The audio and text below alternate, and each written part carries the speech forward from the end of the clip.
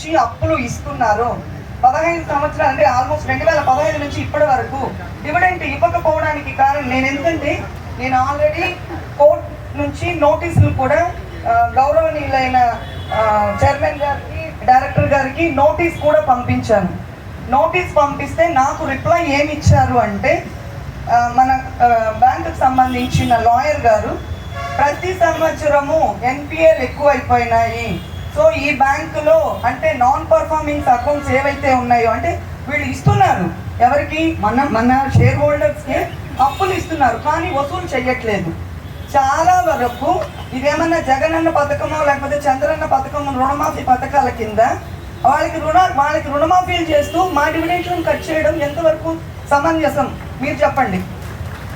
నార్మల్గా ఇన్ని వేల మంది ఉన్న ఈ బ్యాంక్ని ఎవరో కొంతమంది వాళ్ళ స్వలాభం కోసము అంటే ఇప్పుడు ఫర్ ఎగ్జాంపుల్ ఇప్పుడు నా మేనమామ కొడుకో లేకపోతే ఇంకొకటి ఎవడో 10 లక్షలు లోన్ తీసుకున్నాడు, 1 సంవత్సరం కడతారు 2 సంవత్సరాలు కడతారు, ఆ తర్వాత అతను కట్టలేను అని అతని దగ్గర ఒక చిన్న రిసిప్ట్ ఒకటి తీసుకొని ఓకే అంటే మీటింగ్లో పెట్టి మిగిలిన వాళ్ళు ఎవరికి ఏమీ చెప్పాల్సిన అవసరం లేదన్నట్టు వాళ్ళే అంటే మీకు రుణమాఫీ ఇచ్చేస్తాను మీరు ఇంక డబ్బుకి కట్టక్కర్లేదు, ఆ డబ్బును తీసుకెళ్ళి ఎక్కడి నుంచి తీసుకొని వచ్చి కడుతున్నారు మనకి ఇవ్వాల్సిన డివిడెండ్స్ నుంచి. ఇది ఎంతవరకు సమంజసం మీరు చెప్పండి. నేను కట్టాను కాబట్టి అడుగుతున్నాను. ప్రతి రూపాయి వడ్డీలతో సహా ఎన్ని లక్షలు నేను వడ్డీలు కట్టాను అనేది నా షేర్ హోల్డర్ నెంబర్ తీసుకొని మీరు కావాలంటే ఒకసారి చెక్ చేసుకోవచ్చు.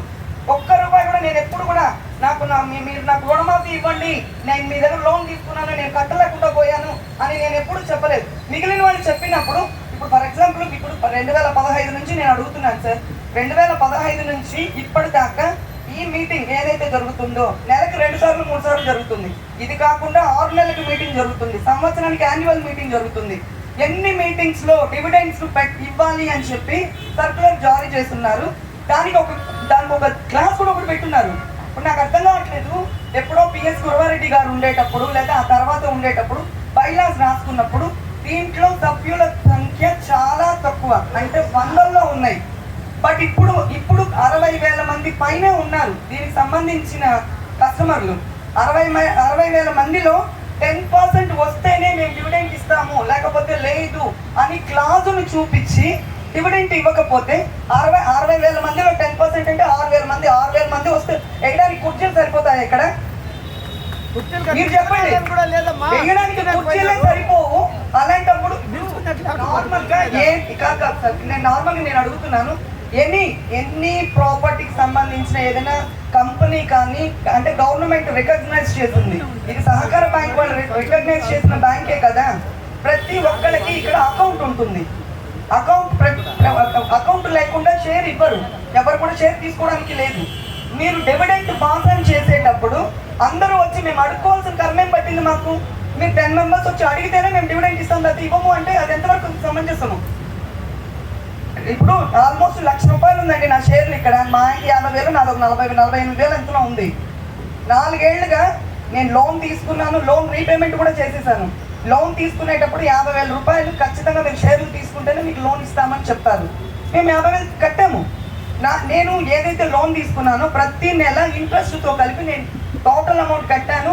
మొన్న లాస్ట్ ఇయర్ డిసెంబర్లో ఐ థింక్ అక్టోబర్లో అనుకుంటాను టోటల్ అమౌంట్ కట్టి 2 లోన్లు క్లియర్ చేశాను. నాది మార్గేజ్ లోన్ లేదు అండ్ ఓడి ఏదైతే నేను షూర్ ఇచ్చానో అది కూడా లేదు. బట్ నేను కట్టిన ప్రతి రూపాయి మీకు లెక్క అయినప్పుడు నా డబ్బు బ్యాంకులో 1,00,000 రూపాయలు ఉండేటప్పుడు ప్రతి నెల దాని మీద మీకు వడ్డీ వస్తుంది కదా. బ్యాంక్ ఏమి అట్లా తీసుకొని పెట్టుకొని పాకెట్లో పెట్టుకోవద్దు కదా, దాన్ని మళ్ళీ కస్టమర్లకు ఇచ్చి వడ్డీ గెయిన్ చేస్తుంది కదా. మరి అలాంటప్పుడు ఒకటి నాకు ఇంట్రెస్ట్ అన్నా ఇవ్వాలి, మరి లేదు మీకు ఇంట్రెస్ట్ ఇచ్చే ఇది లేదు మీ షేర్ హోల్డర్స్ ఓకే డివిడెంట్, మీరు డివిడెంట్ అన్నా ఇవ్వడానికి ట్రై చేయాలి. కానీ ఎవరో అంటే ఇప్పుడు ఎక్కడ మ్యానిపులేషన్ ఎక్కడ జరుగుతుందో మాకు అర్థం కావట్లేదు. మాకు డివిడెంట్ ఇవ్వండి, ఖచ్చితంగా డివిడెంట్ ఇవ్వండి, లేదా మా బ్యాంకులో మేము పెట్టిన డబ్బులకి మాకు వడ్డీలు కట్టండి. అందరూ కామ్గా ఉంటారు. అంటే నన్ను ఒక ఎంప్లాయీ అడిగారు, ఏమ్మా మీకు అయితే కావాలంటే కోర్టుకు పో, 100 మంది వచ్చి అడగాలి నీ నన్ను అడిగిన క్వశ్చన్ ఏంటంటే ఆ సార్ నీ ఒక్కదాని మీద బ్యాంకు నడుస్తూ ఉందా, బ్యాంకు బతుకుతోందా అని అడిగాడు. అంటే నాలాంటి ఒక్కొక్క నీటి బంధువు కలిస్తేనే మీకు ఒక చెరువు లేకపోతే ఒక సముద్రమో ఒక ఇదో అవుతుంది. ప్రతి ఒక్కరు ఇండివిజువలే కదా, మీరు కట్టే మనం కట్టే ఇంట్రెస్ట్తోనే. ఇప్పుడు వీళ్ళకి శాలరీలు కానీ ఈ బ్యాంక్ నడవడానికి కానీ డబ్బులు ఎవరిస్తున్నారు? ఆర్బీఐ ఇస్తుందా? లేదు కదా. మేము కట్టే డబ్బులతో, మేము కట్టే ప్రతి ఇంట్రెస్ట్ రూపాయికి రూపాయి, ఆ డబ్బులతోనే ఈ బ్యాంక్ రన్ అవుతోంది. ఈవెన్ దో అక్కడ ఉన్న వాటర్ బాటిల్ కూడా కస్టమర్ల డబ్బులతోటే కొన్నారు, ఎవరు పాకెట్ మనీ వేసుకొని కొనలేదు. అసలు షేర్ హోల్డర్స్ కి మీరు ఇంపార్టెన్స్ ఇవ్వకపోతే ఈ బ్యాంక్ అసలు ఉన్నది ఎందుకు, నడుస్తున్నది ఎందుకు? బికాస్ మేము కట్టిన డబ్బులతోనే కదా బ్యాంక్ రన్ అవుతోంది. అంటే మీరు రాలేదండి ఇన్ని రోజులు, నన్ను అడిగిన క్వశ్చన్, మీరు రాలేదండి, మీరే రాలేదు అంటే నేను ఒక్కటే వస్తే సరిపోతుందా? పోనీ నేను రాలేదు, మిగిలిన వాళ్ళు వచ్చారు కదా. ఎంతమంది వస్తే బైలాస్ ప్రకారము, అంటే యాజ్ పర్ సహకార బ్యాంక్ చట్టం ప్రకారము 10% రాకపోయినా ఎంతమంది వచ్చి ఇక్కడ అటెండ్ అవుతారో వాళ్ళతోటే రెవల్యూషన్ స్టార్ట్ చేయొచ్చు, అంటే దాని డివిడెంట్లు అనేది పాస్ చేయొచ్చు. ఇన్ని సంవత్సరాలుగా ఎందుకు చేయలేదు? పోనీ ఆ డబ్బు మళ్ళీ క్యారీ ఫార్వర్డ్ అవుతూ ఉందా? 2015 నుంచి ఇంతవరకు, అంతకుముందు ఇచ్చారు కదా, మీరు అందరూ తీసుకో ఉంటారు, ఇప్పుడున్న వాళ్ళందరూ కూడాను. అంతకుముందు డివిడెంట్ తీసుకోలేదా సార్ మీరు? 2015 తర్వాత మాత్రం ఎందుకు ఇవ్వట్లేదు? బ్యాంక్ ఏమైనా లాస్ లో ఉందా? లాస్ లో ఉంటే వాళ్ళు ఎందుకు అక్కడ అక్కడ టెంట్ వేసుకొని కూర్చుంటారు? లాస్ లో ఉన్నా కూడా మాకు శాలరీలు ఇవ్వమని అడుగుతారు వాళ్ళు.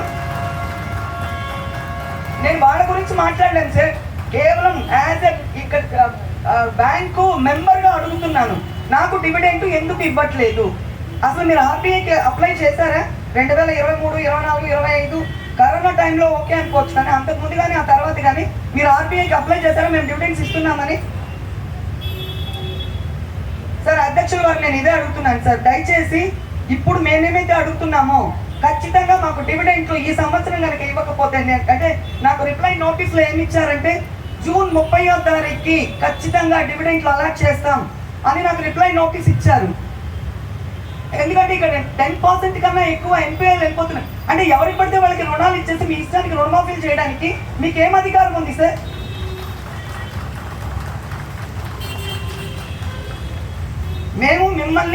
మేము ఓట్లేసి ఎమ్మెల్యే గారిని ఎలాగనో లేకపోతే చీఫ్ మినిస్టర్ గారిని ఎలాగ ఎన్నుకున్నామో మీ అందరినీ కూడా మేము ఓట్లేసి గెలిపించుకున్నాం. మీరు ఉండాల్సింది మా తరపున.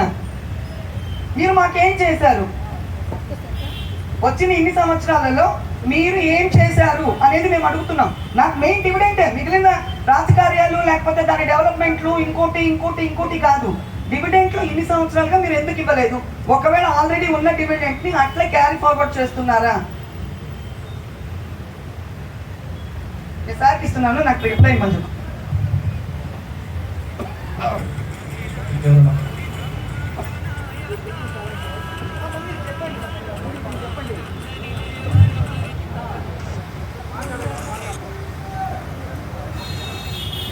మహాజన సభకు విచ్చేసేటువంటి మా తోటి గౌరవ డైరెక్టర్లు వైస్ చైర్మన్ వాసు యాదవ్ గారికి, అమర్నాథ్ రెడ్డి గారికి, కాసిం గారికి, నాగిరెడ్డి గారికి, చింతా రమేష్ గారికి, సురేష్ రెడ్డి గారికి, మాటం చంద్రయ్య గారికి, దొరబాబు గారికి, జ్యోతిప్రకాష్ గారికి, కోఆపరేటివ్ బ్యాంకు సిఇఓ అయినటువంటి శివకుమార్ గారికి, ఈ మహాజన సభకు ఇచ్చేసేటువంటి ఖాతాదారులందరూ కూడా నా హృదయపూర్వక నమస్కారాలు తెలియజేసుకుంటున్నా.